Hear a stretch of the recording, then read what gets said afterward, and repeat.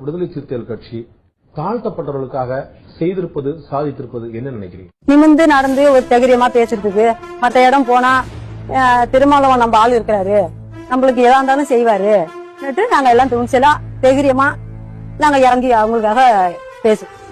இப்படி போட்டு போனோம், இப்படி போட்டு போனோம், சாமி கும்பிடுறேன் அப்படி கும்பிடுறான். போட்ட கருப்பை எடுத்து கழிச்சு கையில வச்சுக்கணும், கையில வச்சு அவங்க கீழே போட்டு இன்னைக்கு எப்படி போறேன், இப்படி போறோம்.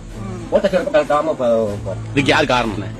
திருமாவளவன் அவர்தான் காரணம். கொடுத்தது யாருன்னா சார் வந்து பேர் சொல்ல தப்பா நினைக்கிறீங்க. தோல் திருமாவளவன் சார் இருக்கிற வரைக்கும் நாங்க எங்கேயும் துணிஞ்சவங்க. ஏன்னா எங்களுக்கு ஆதரவா எப்பவுமே அவங்க எங்க கூட இருப்பாங்க. ரொம்ப கடமைப்படுறோங்க சார். நீங்க இருக்கிற வரைக்கும் எங்களுக்கு எந்த பயமும் இல்ல சார். எங்களுக்கு ஒண்ணுன்னா நீங்க வந்து நிப்பீங்க. திருமாவளவன் நாளாக திருமாவளவன் தான் காரணம். நான் வந்து சின்ன வயசுல இருந்து ரொம்ப அடிமைத்தனம், எங்க ஊர் கிராமத்துல அடிமைத்தனமா இருந்தேன். அதனால கையில தண்ணி வாங்கி குடிக்கிறது, செருப்பு போட முடியாது, தோல்ல துண்டு போட முடியாது, அவ்வளவு ஒரு கஷ்டத்துல இருந்த காரணத்தினால்தான் தலைவர் தலையெடுத்த பிற்பாடு இன்னைக்கு நாங்க வந்து அவங்க வீட்லயே உட்காந்து மொய் வச்சு சாப்பிடற அளவுக்கு ஆளாயிட்டோம். தீண்டாம அதிகமா இருக்கும். வயலுக்கு போக கூட ஏன் இப்படி வரீங்கன்னு கேட்பாங்க.